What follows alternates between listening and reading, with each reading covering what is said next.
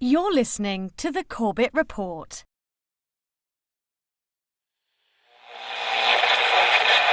High oil prices helped ExxonMobil boost its profits to nearly $11 billion in the latest quarter.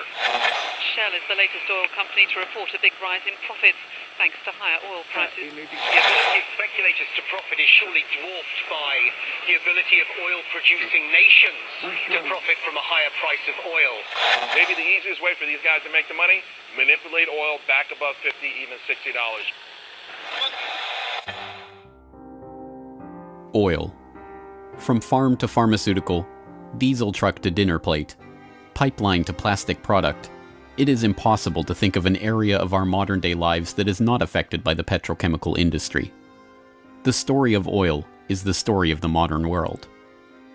Parts of that story are well known.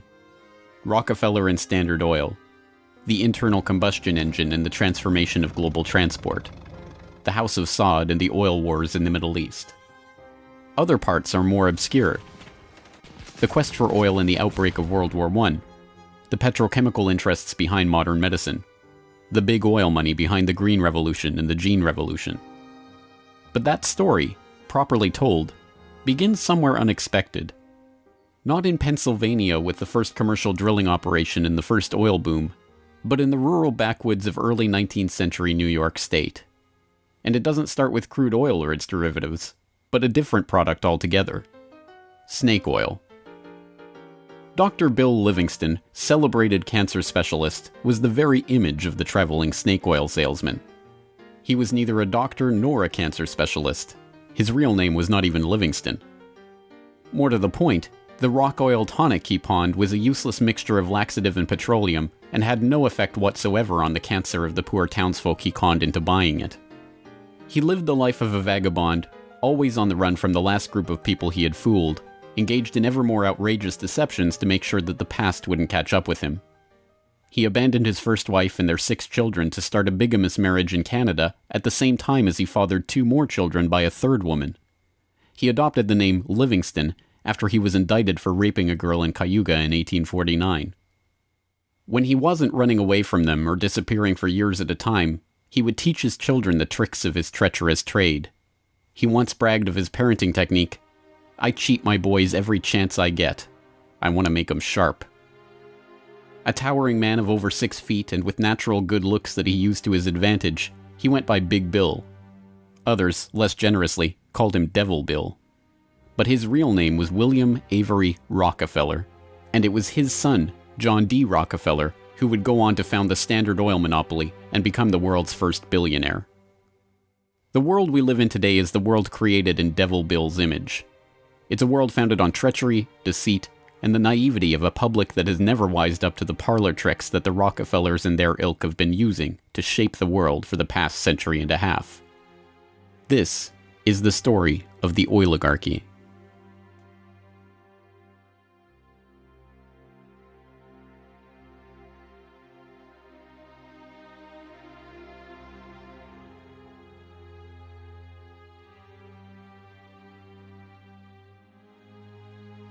Titusville, 1857. A most unlikely man alights from a railway car into the midst of this sleepy western Pennsylvania town on the shores of Oil Creek. Colonel Edwin Drake. He's from the Pennsylvania Rock Oil Company, and he's here on a mission to collect oil. Like Dr. Bill, Drake isn't really a colonel.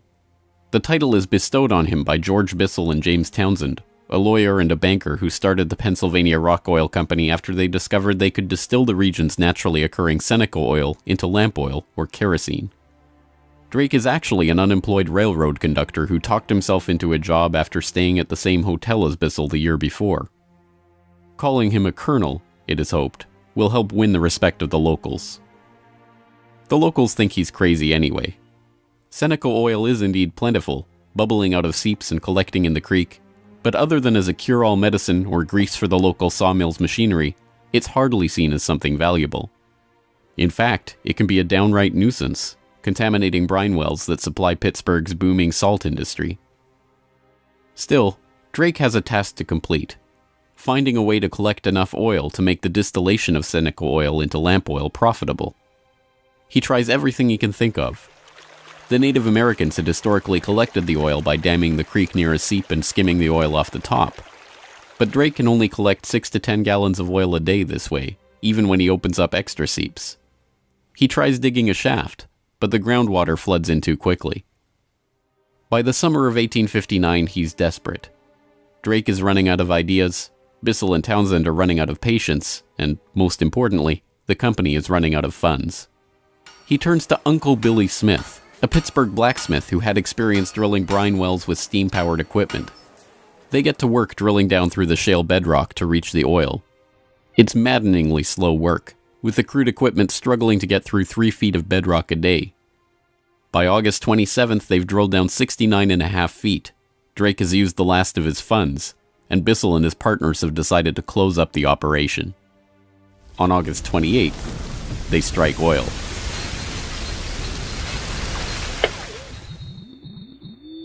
Then on Sunday, August 28, 1859, oil bubbled up the drive pipe. Uncle Billy and his son Sam bailed out several buckets of oil.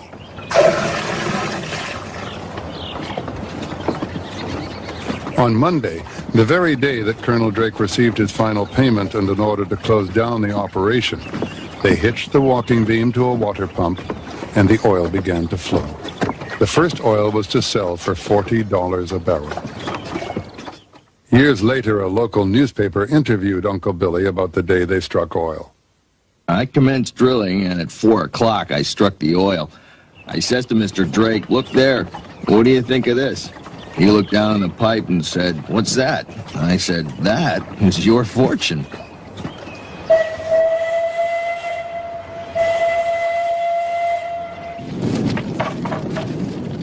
Drake's well proved that by drilling for it, oil could be found in abundance and produced cheaply. Overnight, a whole new industry was born.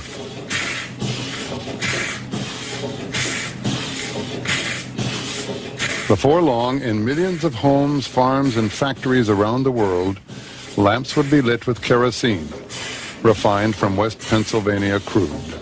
When the word came out that Drake had struck oil, the cry went up throughout the narrow valleys of western Pennsylvania. The crazy Yankee has struck oil, the crazy Yankee has struck oil. And it was the first great boom. It was like a gold rush.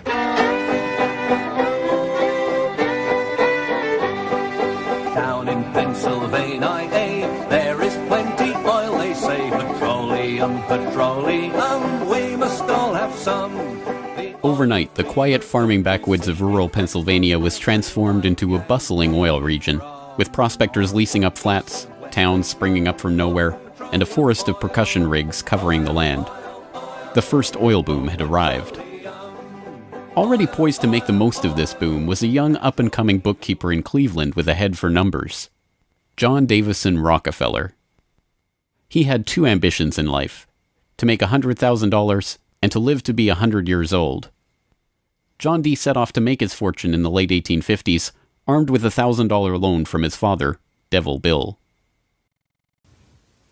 Grandfather never finished high school and went to Cleveland, having borrowed $1,000 from his father to start business, paid 9% interest on it, incidentally. And he read about the oil business just beginning and got interested and came to realize that it was a very volatile business at the time. In 1863, seeing the oil boom and sensing the profits to be made in the fledgling business, Rockefeller formed a partnership with fellow businessmen Maurice B. Clark and Samuel Andrews, a chemist who had built an oil refinery but knew little about the business of getting his product to market.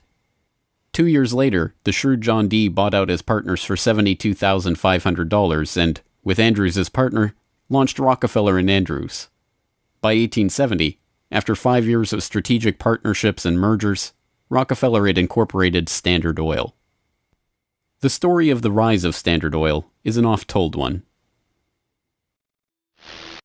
In a move that would transform the American economy, Rockefeller set out to replace a world of independent oilmen with a giant company controlled by him. In 1870, begging bankers for more loans, he formed Standard Oil of Ohio. The next year, he quietly put what he called Our Plan, his campaign to dominate the volatile oil industry, into devastating effect. Rockefeller knew that the refiner with the lowest transportation cost could bring rivals to their knees. He entered into a secret alliance with the railroads called the South Improvement Company. In exchange for large, regular shipments, Rockefeller and his allies secured transport rates far lower than those of their bewildered competitors. By 1879, when Rockefeller is 40, he controls 90% of the oil refining in the world. Within a few years, he will control 90% of the marketing of oil and a third of all of the oil wells. So this very young man controls what is not only a national but an international monopoly in a commodity that is about to become the most important strategic commodity in the world economy. By the 1880s, the American oil industry was the Standard Oil Company, and Standard Oil was John D. Rockefeller. But it wasn't long until a handful of similarly ambitious and well-connected families began to emulate the Standard Oil success story in other parts of the globe. One such competitor emerged from the Caucasus in the 1870s, where Imperial Russia had opened up the vast Caspian Sea oil deposits to private development. Two families quickly combined forces to take advantage of the opportunity.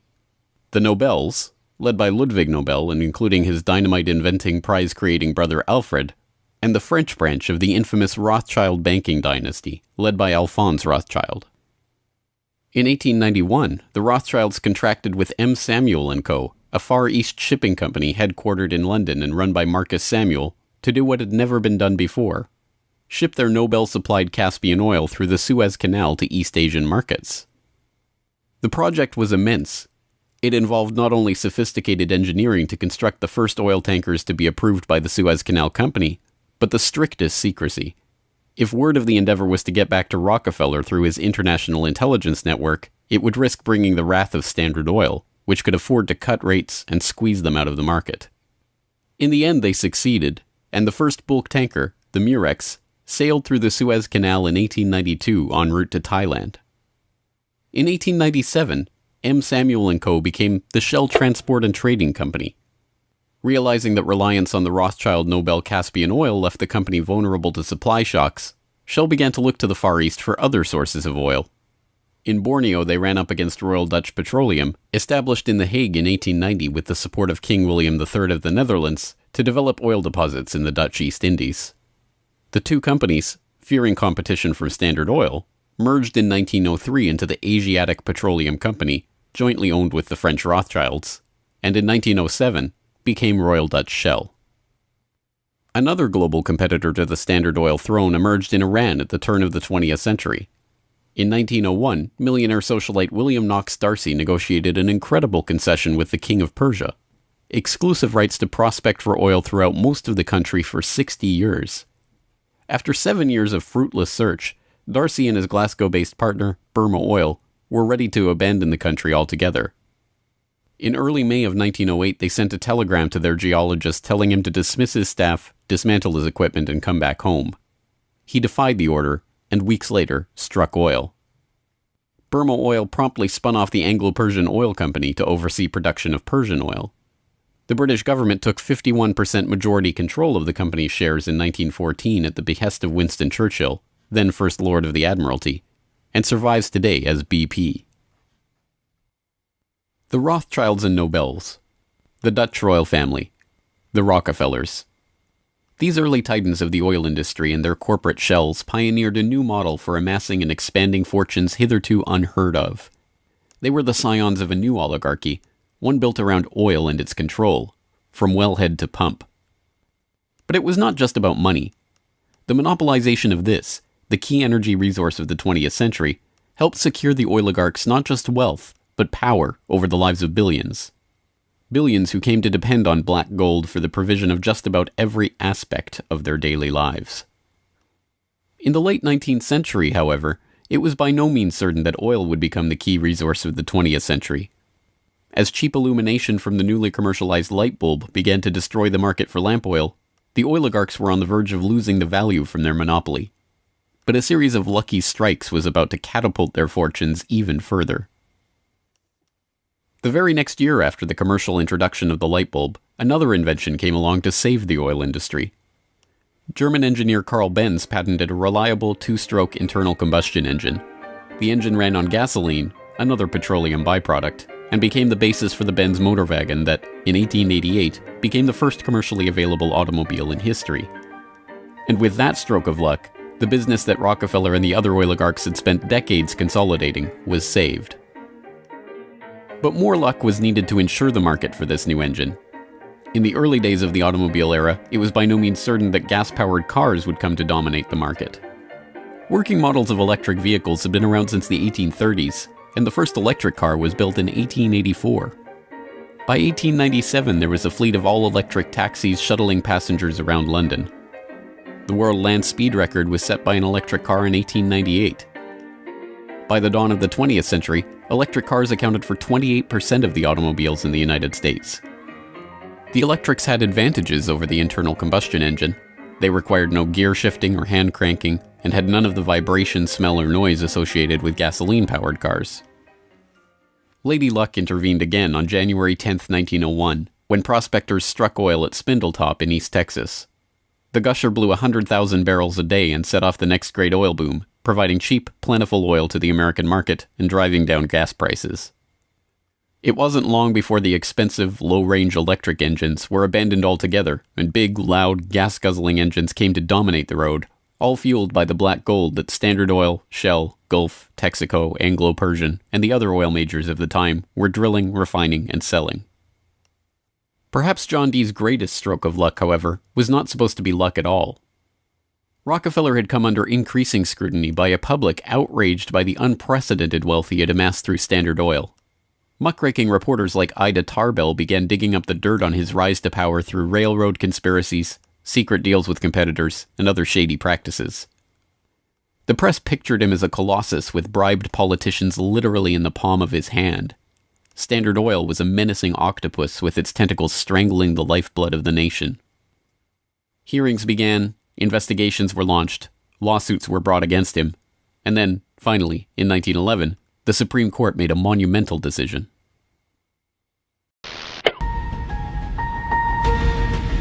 On May 15, 1911, the Supreme Court of the United States declared that Standard Oil was a monopoly in restraint of trade and should be dissolved. Rockefeller heard of the decision while golfing at Kykuit with a priest from the local Catholic Church, Father J.P. Lennon. And Rockefeller reacted with amazing aplomb. He turned to the Catholic priest and said, "Father Lennon, have you some money?" And the priest was very startled by the question and said, "No." And then he said, "Why?" And Rockefeller replied, "Buy Standard Oil." As Rockefeller foresaw, the individual Standard Oil companies were worth more than the single corporation. In the next few years, their shares doubled and tripled in value. By the time the reign of cash was over, Rockefeller had the greatest personal fortune in history, nearly 2% of the American economy. And it was really losing the antitrust case that converted John D. Rockefeller into history's first billionaire. So that Standard Oil was punished in the federal antitrust case, but John D. Rockefeller Sr. most assuredly was not. To the amazement of the world, Rockefeller's punishment had in fact been his reward. Rather than being taken down a peg, the splitting up of the Standard Oil monopoly had launched him as the world's only acknowledged billionaire at a time when the average annual income in America was $520. Rockefeller's story was perfectly mirrored by the story of Colonel Edwin Drake. Having struck oil in Titusville and given rise to a billion-dollar global industry, Drake had not had the foresight to patent his drilling technique or even to buy up the land around his own well. He ended up in poverty, relying on an annuity from the state of Pennsylvania to scrape together a living, and dying in 1880. For the oligarchy, the lesson of the rise of Rockefeller was obvious. The more ruthlessly that monopoly was pursued, the tighter that control was grasped, the the greater the lust for power and money, the greater the reward would be in the end. From now on, no invention would derail the oil majors from their quest for total control. No competition would be tolerated. No threat to the oligarchs would be allowed to rise.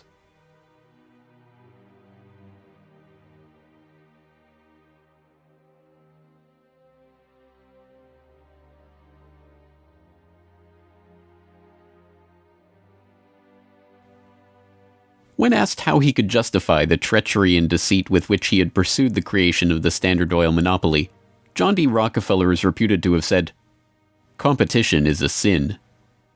This is the mentality of the monopolist, and it is this justification, framed as religious conviction, that drove the oligarchs to so ruthlessly eliminate anyone who would dare rise up as a pretender to their throne.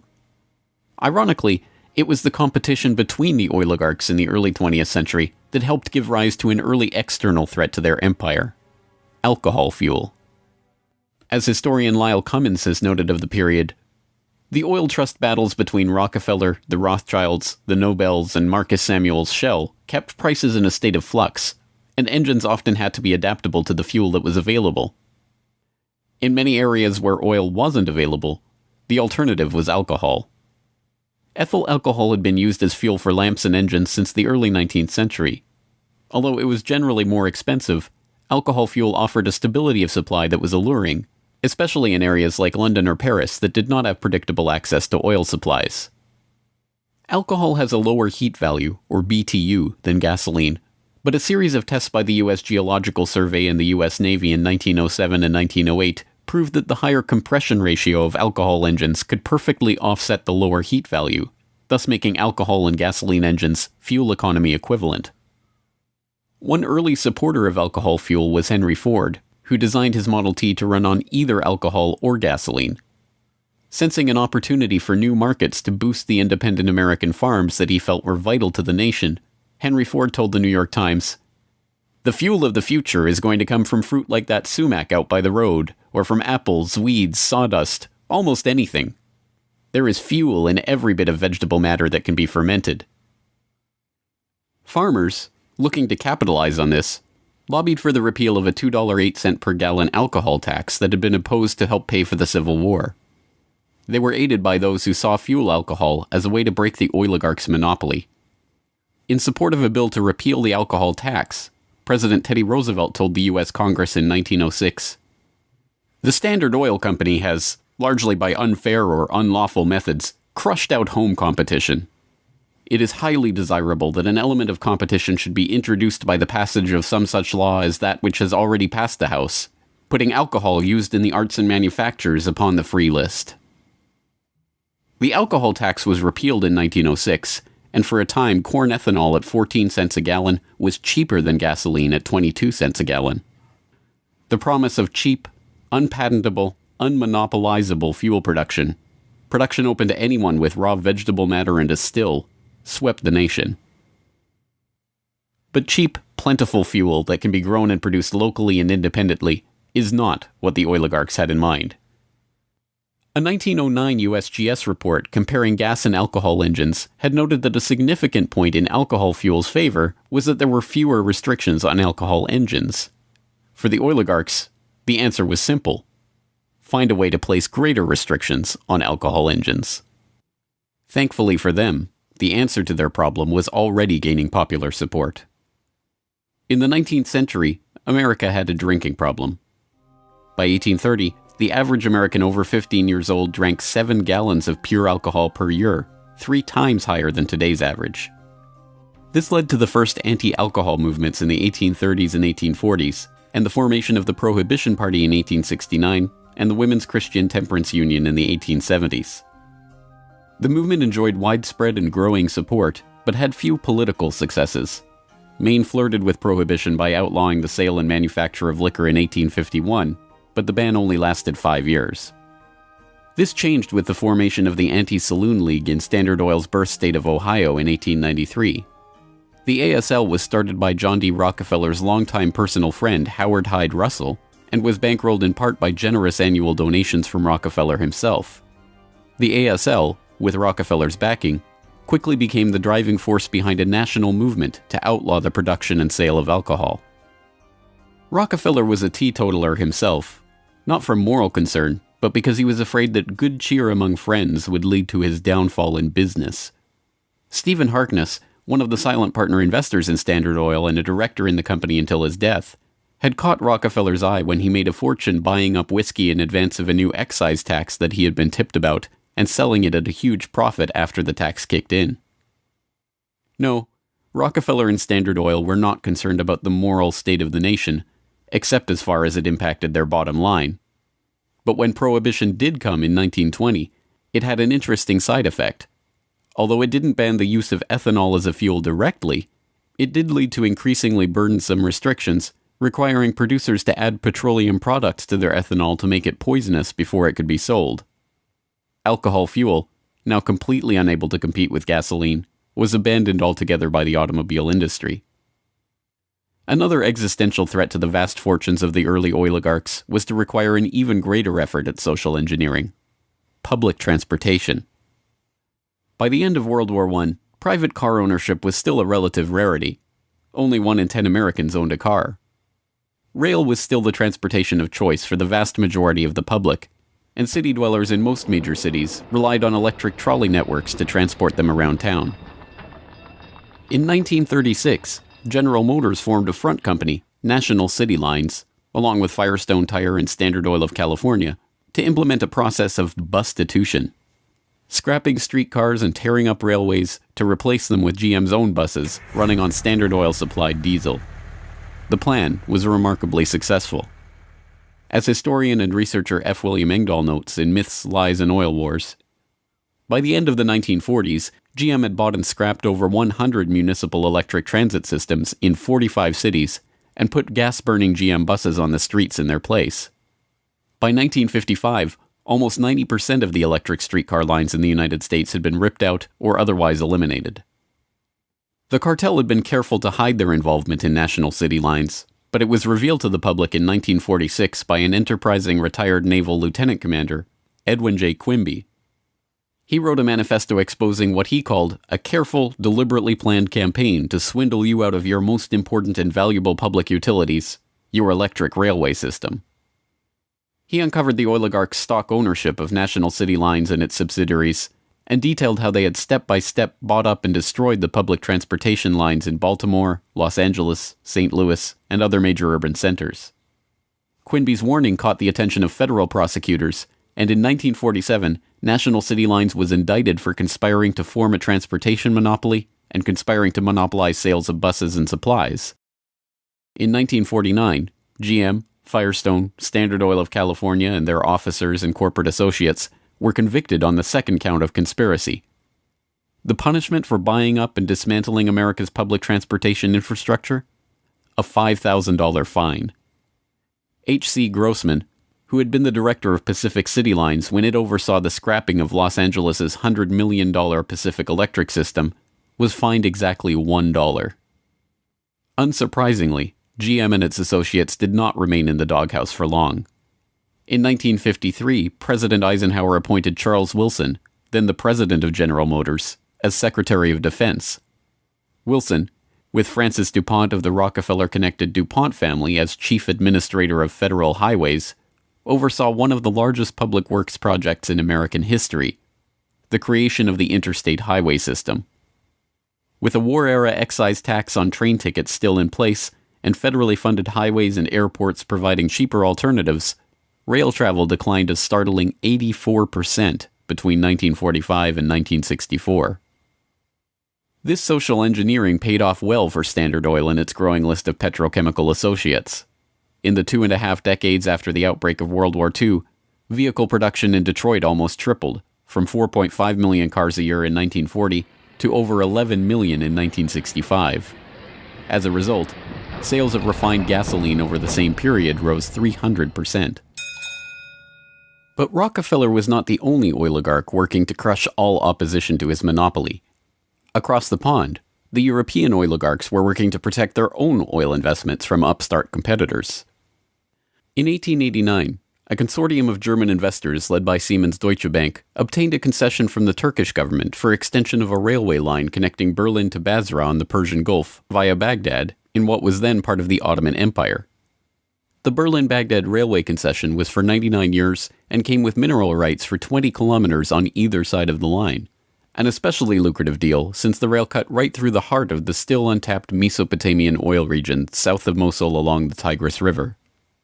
For the powers behind the British Empire, concerned with the military rise of Germany, this deal was unacceptable. Well, Germany, in the end of the 19th century, was looking for outlets for its exports, its industrial exports, as the German economy was growing like China is growing in the last 30 years. And they decided that Turkey would be an ideal strategic trade partner for Germany. And Georg von Siemens, one of the directors of Deutsche Bank, came up with a strategy to extend a railway from Berlin all the way down to Baghdad, which was then part of the Ottoman Empire, Baghdad in Iraq today, near the Persian Gulf. And German military began training the Turkish military. The German industry began investing in Turkey. They saw a huge potential market to begin bringing Turkey into the 20th century economically. Well, Deutsche Bank also negotiated mineral rights. I think it was 20 kilometers on either side of the railway. And it was already known in 1914 that Mosul and these other areas contained huge petroleum deposits. Well, why is that significant? At the end of the century, 19th century, Jack Fisher, the Lord of the Admiralty and the head of the Royal Navy, advocated the conversion of the British Navy from coal-fired to oil-fired, that it would have a qualitative strategic improvement in their every aspect of warship design. And since Britain didn't know that they had any oil back then, they went to Persia and swindled the Shah at that time out of oil rights in Persia. They went to Kuwait and backed a coup d'etat of the Al-Sabah family to be a British pawn. And they literally wrote a contract with him that nothing that Kuwait does with the outside world will be done without approval of the British governor. And Kuwait was known to have oil and lying right on the Persian Gulf. Well, the British looked at this railway plan of the Germans going right down to Baghdad and said, my God, you can put soldiers on rail cars and bring them down and threaten the oil lifeline of the British Navy. This is a strategic move by the Germans. It also would make Germany independent of the British control of the seas. The British oligarchs, including the British Crown with its hidden controlling stake in Anglo-Persian oil and the Rothschilds merchant Marcus Samuel at Royal Dutch Shell, sought to counter this German threat to their commercial and strategic interests. They used Armenian-born, naturalized British citizen Calouste Gulbenkian, the architect of the Royal Dutch Shell merger, in order, as he later recalled, to see British influence get the upper hand in Turkey against the Germans. If that was his task, it was a remarkable success. In 1909, the British set up the Turkish National Bank, which was Turkish in name only. Founded by London banker Sir Edward Castle and with directors like Hugo Baring of the Barings banking family, Castle himself, and Gulbenkian, the bank set up the Turkish Petroleum Company in 1912. Formed explicitly to exploit the petroleum-rich oil fields of Iraq, then part of the Ottoman Empire, Gulbenkian brokered a deal that forced Deutsche Bank, with its 40-kilometer concessions along the oil-rich Baghdad railway line, into a junior partnership in the company. The stock was split so the British government's Anglo-Persian Oil Company owned half the shares, with Royal Dutch Shell and Deutsche Bank splitting the other half. Their plan to take over Germany's Turkish oil interests had been successful, but in an amazing irony, it didn't even matter. Gulbenkian finished negotiations for the Iraqi oil concession on June 28, 1914, the same day Archduke Ferdinand was shot in Sarajevo. an alliance the British had been brokering for years to constrain the rising German threat, an alliance involving France and Russia, kicked into motion, and the world was engulfed in war. By the end of World War I, the British and their allies had taken over Iraq and its oil deposits anyway. Germany had been completely cut out, and Gulbenkian, their scheming servant, received 5% of all oil field proceeds in the newly minted country. As the century wore on, the oil industry grew beyond the control of the handful of families that had dominated it since its inception. Oil deposits were located around the globe, and the resources of entire nation-states were marshaled to control them. Now, threats to the oligarchs and their interests required multilateral, multinational responses, and the consequences of those deals were felt worldwide. The story of the oil shock of 1973, as it has been delivered to us by the history books, is well known. By the late 1960s, the nation relied on imported oil to keep the economy strong. Then, in the early 1970s, oil-dependent America's nightmares came true. 13 oil-producing countries in the Middle East and South America formed OPEC, the Organization of Petroleum Exporting Countries. In 1973, OPEC placed an oil embargo on the U.S. and other nations that had supported Israel against the Arab states in the Yom Kippur War. The American economy went into a tailspin as gas shortages gripped the nation. Few, however, know that the crisis and its ensuing response was in fact prepared months ahead of time at a secret meeting in Sweden in 1973. The meeting was the annual gathering of the Bilderberg Group, a secretive cabal formed by Prince Bernhard of the Netherlands in 1954. The Dutch royal family not only gave its royal imprint to Royal Dutch Petroleum, they are still rumored to be, along with the Rothschilds, one of the largest shareholders in Royal Dutch Shell, from the days when Queen Wilhelmina's Anglo-Dutch petroleum holdings and other investments made her the world's first female billionaire, right through to today. Bernhard's guest list at the Bilderberg Group reflected his position in the oligarchy. Alongside him at the Swedish conference were David Rockefeller of the Standard Oil dynasty and his protege Henry Kissinger, Baron Edmund de Rothschild, E.G. Collado, the vice president of Exxon, Sir Dennis Greenhill, director of British Petroleum, and Gerrit A. Wagner, president of Bernhard's own Royal Dutch Shell. At the meeting in Sweden, held 5 months before the oil crisis began, the oligarchs and their political and business allies were planning their response to a monetary crisis that threatened the world dominance of the US dollar. Under the Bretton Woods system, negotiated in the final days of World War II, the US dollar would be the backbone of the world monetary system, convertible to gold at $35 per ounce, with all other currencies pegged to it. Increasing US expenditures in Vietnam and decreasing exports caused Germany, France, and other nations to start demanding gold for their dollars. With the Federal Reserve's official gold holdings plunging and unable to stem the tide of demand, Nixon abandoned Bretton Woods in August 1971, threatening the dollar's position as the world reserve currency. Accordingly, I have directed the Secretary of the Treasury to take the action necessary to defend the dollar against the speculators. I have directed Secretary Connally to suspend temporarily the convertibility of the dollar into gold or other reserve assets, except in amounts and conditions determined to be in the interest of monetary stability and in the best interest of the United States. As leaked documents from the 1973 Bilderberg meeting show, the oligarchs decided to use their control over the flow of oil to save the American hegemon.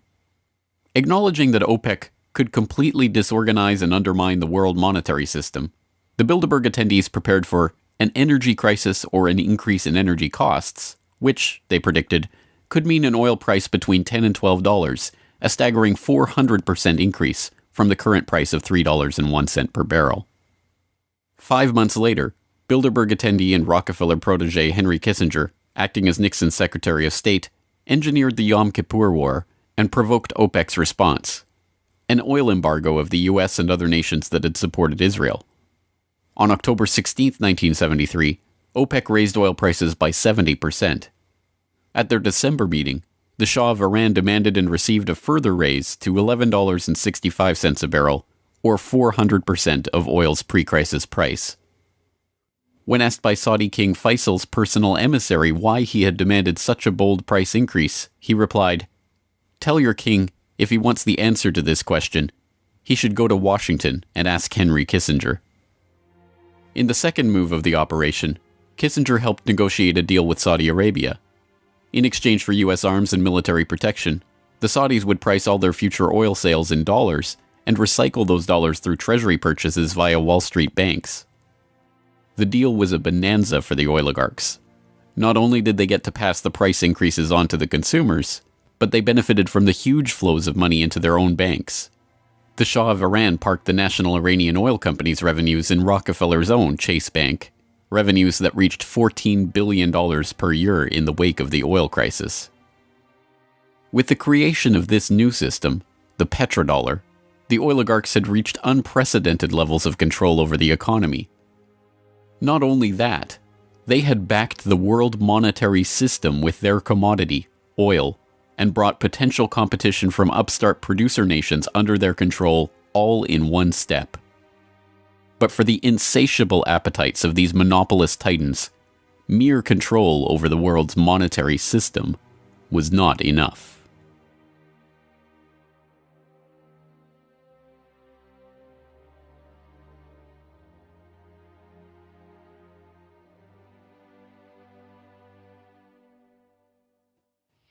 In the 19th century, railroad conspiracies and predatory pricing had been enough to assure the oligarchs' monopoly.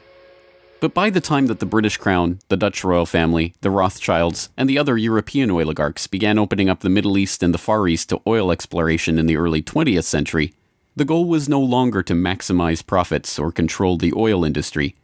It was not even to control international diplomacy. It was to control and shape the world itself, its resources, its environment, and its people. In order to achieve this goal, the oligarchy would need a facelift. In the current age, with the Rockefeller name now more likely to be associated with Rockefeller Plaza or Rockefeller University than Standard Oil, it is difficult to understand just how hated John D. was in his own day. He was the head of the Standard Oil Hydra, an octopus strangling the world in his tentacles, a cutthroat gardener pruning the competitors from the flower of his oil monopoly. As one of the richest men the world had ever known, he was an easy target for the average working man's frustration and a magnet for the poor seeking help. He received on average 50 to 60,000 letters a month asking for help. Dozens of people followed him in the street. Literally, crowds stood around the Standard Oil offices, waiting for him to come out. Little children, painfully thin, crying in the street and so on. Rockefeller felt overwhelmed. Besieged by the downtrodden, despised by the working man, hounded by Ida Tarbell and the muckraking press, John D. had the mother of all PR problems. The answer was simple: invent the PR industry. He hired Ivy Ledbetter Lee, a journalist turned communications expert who invented the modern public relations industry, to burnish the Rockefellers' tarnished image. It was Lee that suggested giving the family name to Rockefeller Center and filming John D. handing out dimes in public. An early master of public relations, Lee used the media which the muckrakers had used to disgrace Rockefeller to turn him into a sympathetic figure. Ivy Lee recognized early the power of the new moving picture and used newsreels to show a remarkably benevolent Rockefeller. I am very grateful to you and to a host of people who are so kind and good to me all the time. Why? Because you're so good to everybody. Yes, you are. As Ivy Lee began to kind of control his public image, he became oddly a kind of American character. And people kind of warmed to him in a bizarre sort of way. It was like having Frankenstein on the loose walking around New York City or something like that, with a cane and a long hat. Although this plane never takes off, this photo opportunity was presented as Senior's first flight. Perhaps Ivy Lee's most brilliant public relations move was the casting of Rockefeller as the man who gave out dimes. Don't you give her a dime, Mr. Rockefeller? Oh, please. Go ahead. Give her a dime. Thank you, sir. Thank you very much. I consider And myself... thank you for the ride. I consider myself more than amply paid. Bless you, bless you, Yes. bless you. These PR stunts seem obvious and ham-handed by today's standards, but they were effective enough. To this day, people leave dimes on the stone marker at the base of the 70-foot Egyptian obelisk that towers over John Dee's final resting place in Cleveland's Lakeview Cemetery. But it was not stage-managed photo opportunities like these that transformed Rockefeller into a public hero. In order to win the public over, he was going to have to give them what they wanted. And what they wanted wasn't difficult to understand. Money. But just as his father, Devil Bill, had taught him to do in all his business dealings, Rockefeller made sure to get the better end of the bargain. He would donate his great wealth to the creation of public institutions, but those institutions would be used to bend society to his will. As every would-be ruler throughout history has realized, society has to be transformed from the ground up. Americans in the 19th century still prized education and intellectual pursuits, with the 1840 census finding unsurprisingly that the United States, a nation that had been mobilized by tracts like Thomas Paine's remarkably popular Common Sense, was a nation of readers, with a remarkable 93% to 100% literacy rate. Before the first compulsory schooling laws in Massachusetts in 1852, education was private and decentralized, and as a result classical education, including study of Greek and Latin and a solid grounding in history and science, was widespread.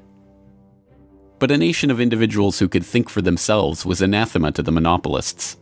The oligarchs needed a mass of obedient workers, an entire class of people whose intellect was developed just enough to prepare them for lives of drudgery in a factory.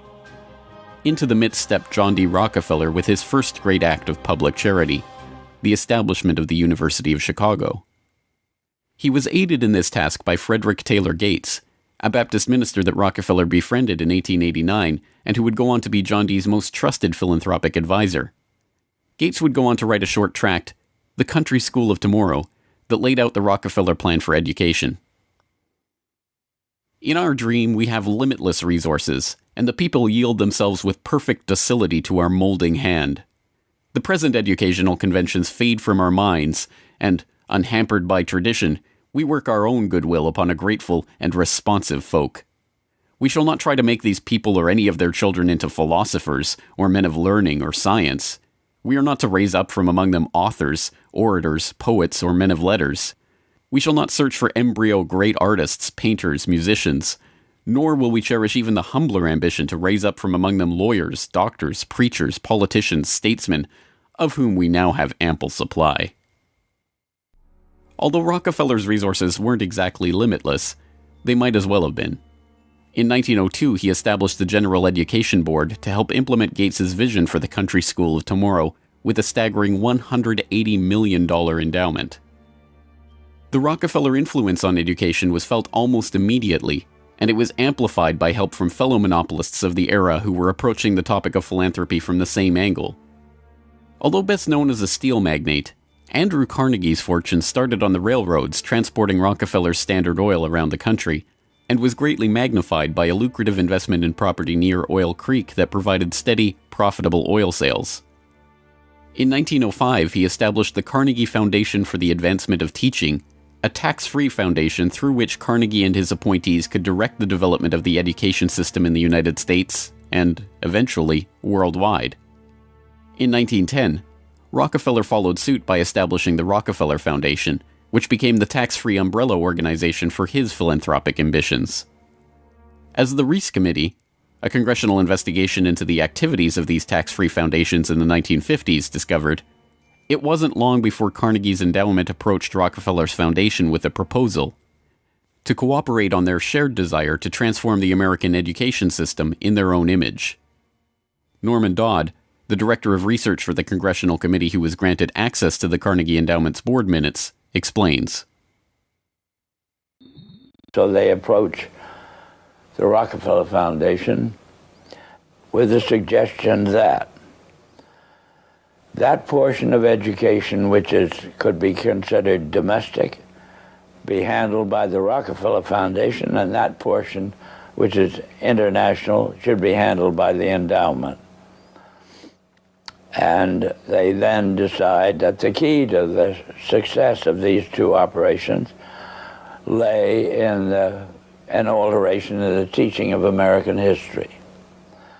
So they approach 4 of the then most prominent teachers of American history in the country, people like Charles and Mary Bird, and their suggestion to them is, will they alter the manner in which they present this subject, and they get turned down flat. So they then decide that it is necessary for them to do, as they say, build our own stable of historians.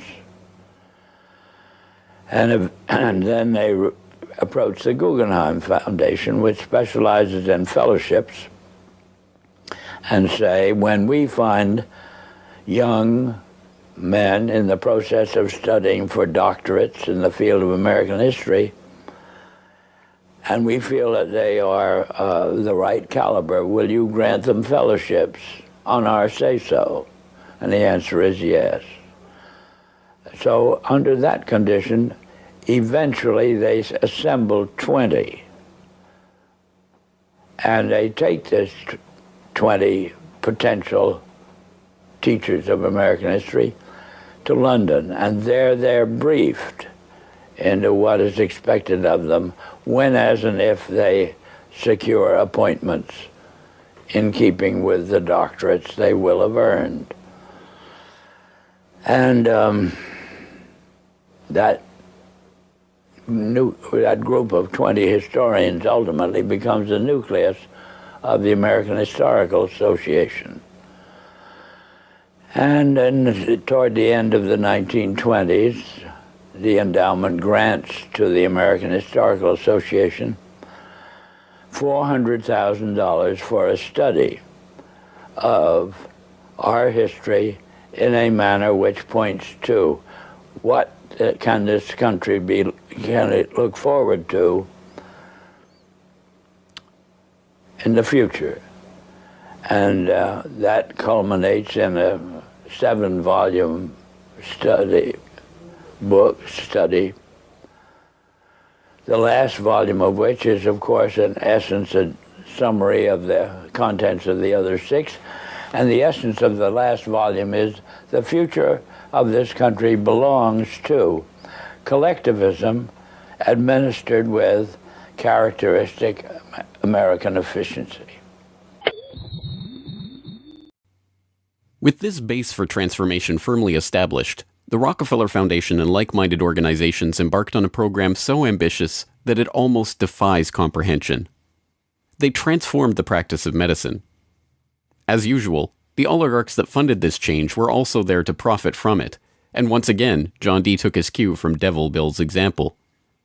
William Rockefeller had called his brand of snake oil Nujol for new oil, and Standard Oil spun off Nujol as a laxative under their Stanco subsidiary.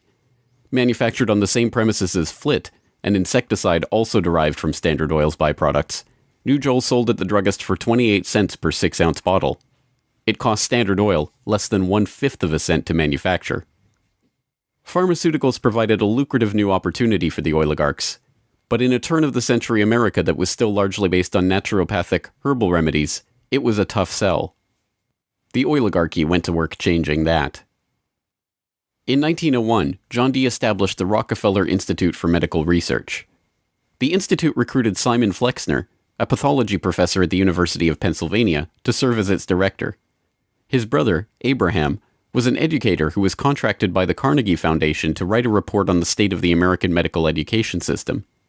His study, the Flexner Report, along with the hundreds of millions of dollars that the Rockefeller and Carnegie Foundations were to shower on medical research in the coming years, resulted in a sweeping overhaul of the American medical system.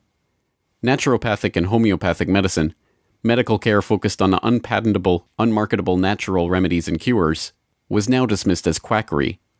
Only drug-based allopathic medicine requiring expensive medical procedures and lengthy hospital stays was to be taken seriously. The fortunes of Carnegie, Morgan, and Rockefeller financed surgery, radiation, and synthetic drugs. They were to become the economic foundations of the new medical economy. The takeover of the medical industry was accomplished by the takeover of the medical schools. Well, the people that we're talking about, Rockefeller and Carnegie in particular, came to the picture and said, we will put up money.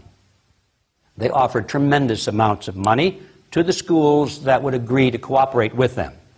The donors said to the schools, we're giving you all this money. Now, would it be too much to ask if we could put some of our people on your board of directors to see that our money is being spent wisely? Almost overnight, all of the major universities received large grants from these sources and also accepted 1, 2, or 3 of these people that I mentioned on their board of directors, and the schools literally were taken over by the financial interests that put up the money. Now, what happened as a result of that is that the schools did receive an infusion of money. They were able to build new buildings. They were able to add expensive equipment to their laboratories. They were able to hire top-notch teachers. But at the same time as doing that, they skewed the whole thing in the direction of pharmaceutical drugs. That was the efficiency in philanthropy. The doctors from that point forward in history would be taught pharmaceutical drugs. All of the great teaching institutions in America were captured by the pharmaceutical interests in this fashion. And it's amazing how little money it really took to do it. The oligarchy birthed entire medical industries from their own research centers and then sold their own products from their own petrochemical companies as the cure. It was Frank Howard, a Standard Oil of New Jersey executive, who would go on to persuade Alfred Sloan and Charles Kettering to donate their fortunes to the cancer center that would then bear their name.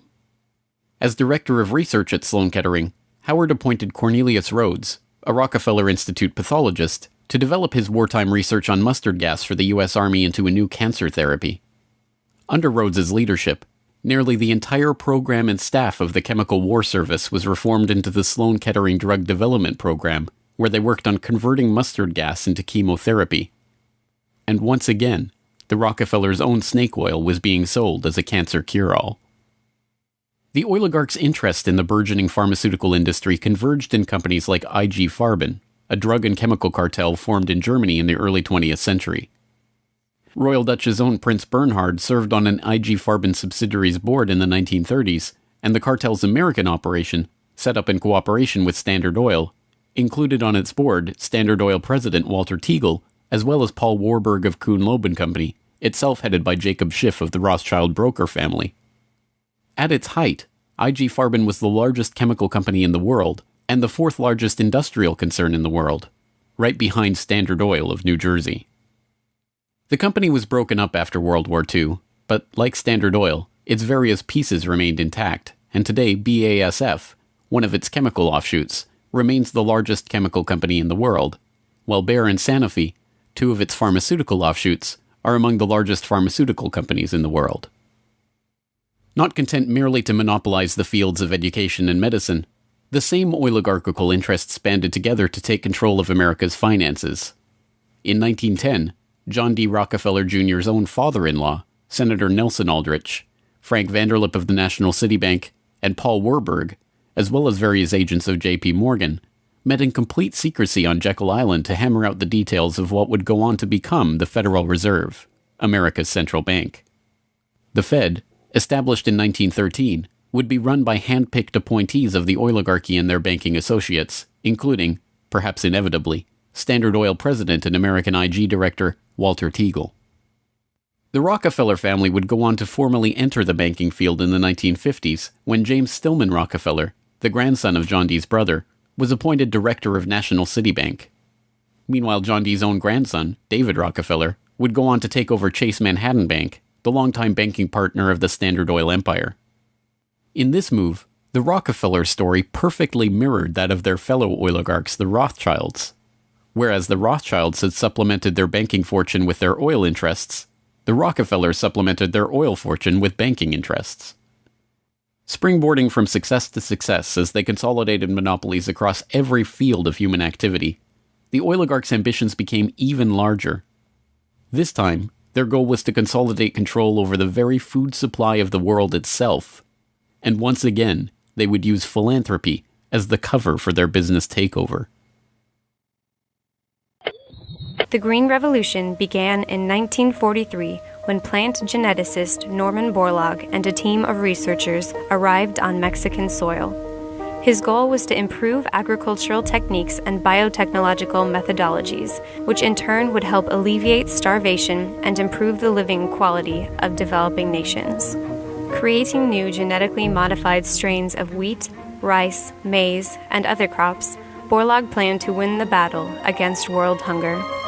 The hope was that these new crops and farming techniques would rescue third world countries from the brink of starvation. That's exactly what happened. The agricultural innovations brought to the poverty-stricken countries gave the farmers the skills and resources necessary to sustain themselves. This triggered a chain of events that would allow these once struggling nations to survive. Agricultural exports soared in quantity and diversity and allowed the countries to become self-sufficient. As the genetically modified crops thrived, farmers were able to use their increased income to purchase newer and superior farming machinery. This increase in revenue made farming easier, more reliable, and more efficient. The Green Revolution led to the modernization of agriculture and has had a profound social, economic, and political impact on the world. The Mexican government turned to the Rockefeller Foundation in their endeavor to nourish Mexico through agriculture.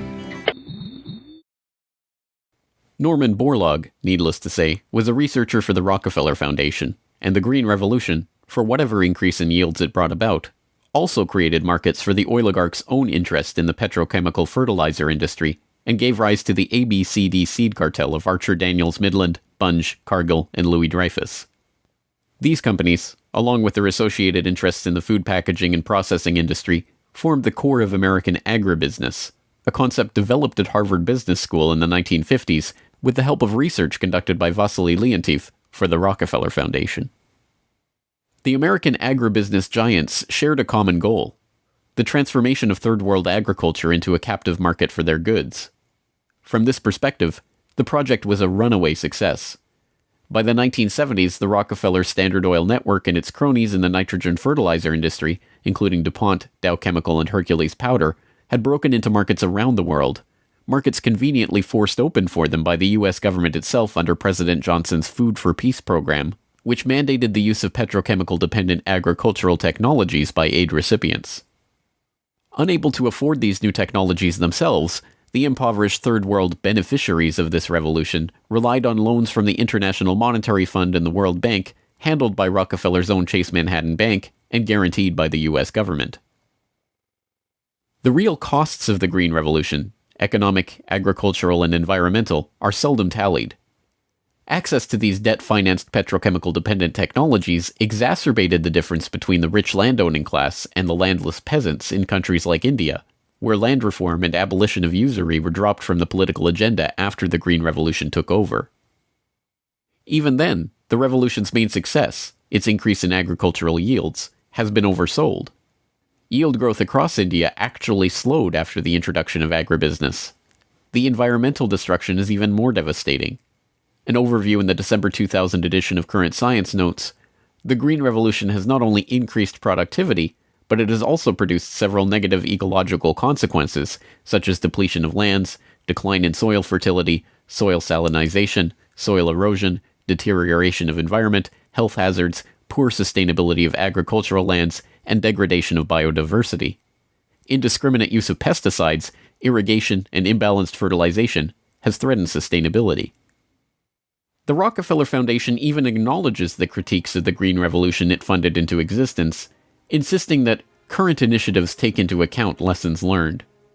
Even so, The foundation continues to fund research and write reports on how to improve prospects for agribusiness investment in its target markets.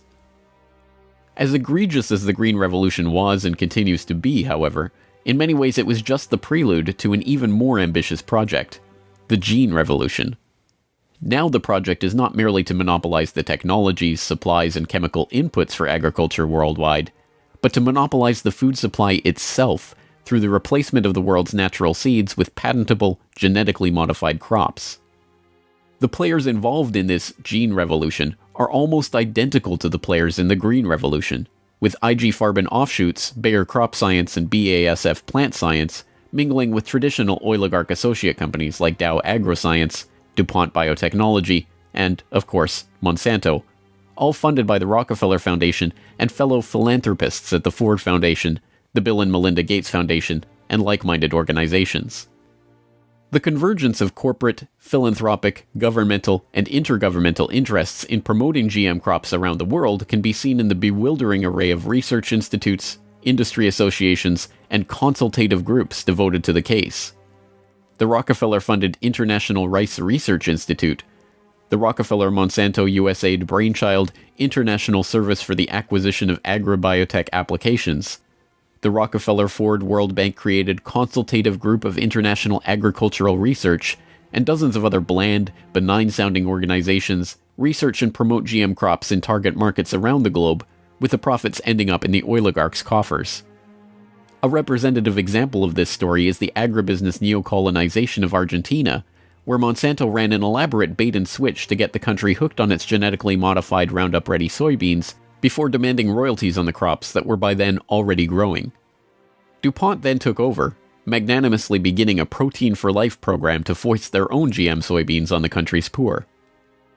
The same scene has played itself out in country after country, where cartel-developed GM crops are foisted on emerging economies through food aid, usually during times of famine when those countries are especially vulnerable.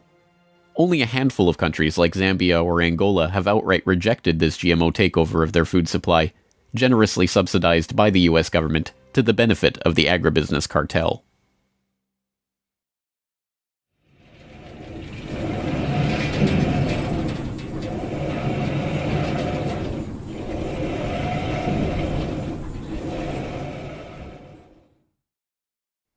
From cutthroat pioneers of the early oil industry to Machiavellian social engineers and geopolitical schemers, the oligarchs have come a long way since the days of Devil Bill's snake oil cure-alls.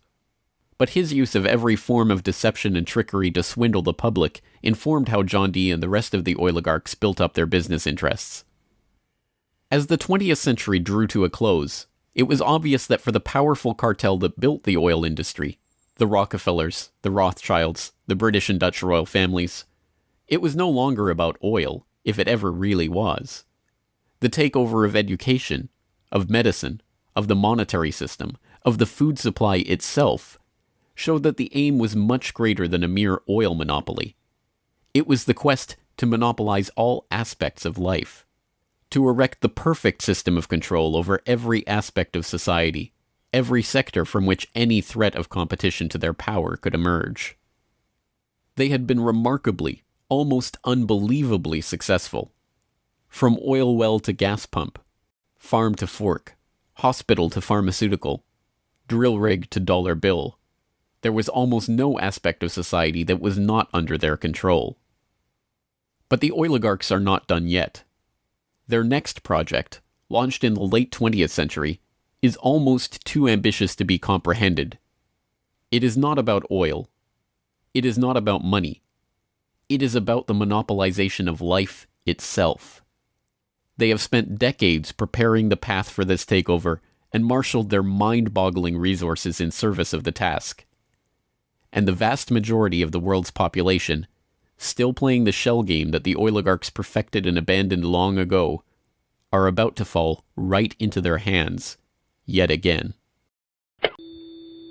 Ladies and gentlemen, the battle against climate change is surely the most defining and pivotal challenge of our times. Even in a world full of daunting perils and crises, it is hard to imagine anything that poses a greater challenge and opportunity for humanity. The negative impact of population growth on all of our planetary ecosystems is becoming appallingly evident. The science is unequivocally true, and that there is a price to carbon in their future. What do you see as the biggest challenges in conservation? The growing human population. Because where we are, there's nothing else.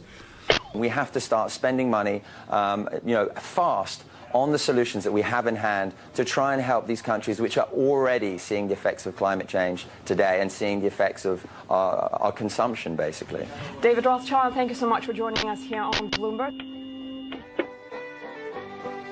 Down in Pennsylvania, there is plenty oil, they say. Petroleum, petroleum, we must all have some. The oily fever, don't you see, infects most every live Yankee. From north, from east and west they come for petroleum oil. Oil, oil, oil, oh petroleum. Oil, oil, oil, petroleum.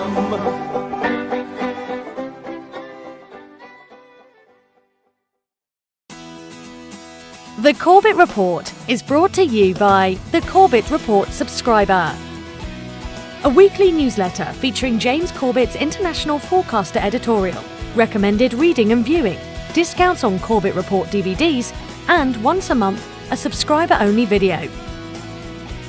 Sign up today to start receiving your copy at corbettreport.com/support.